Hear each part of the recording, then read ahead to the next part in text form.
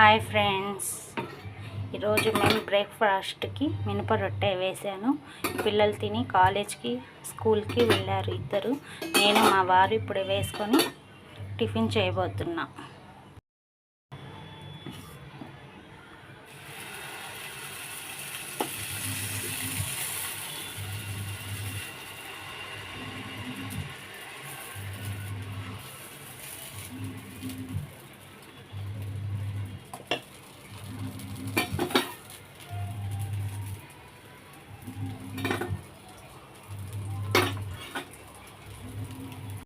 Friends, ఇది మినప రొట్టె ఎంత కాలిస్తే అంత టేస్ట్గా ఉంటుంది.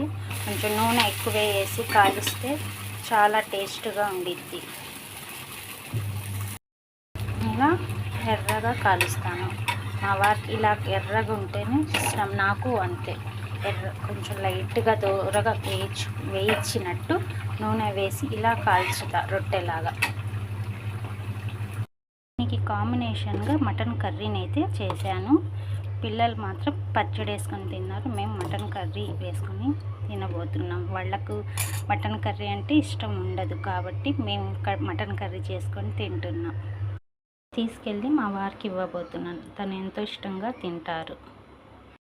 మా బాబులకి మటన్ ఇష్టం ఉండదు, అందుకని చికెన్ కర్రీ పప్పు చేసి క్యారేజ్ కట్టి పంపించాను. స్కూల్కి అయితే ఒక బాబు వెళ్ళారు, ఒక బాబు కాలేజ్ సెకండ్ ఇయర్ స్టార్ట్.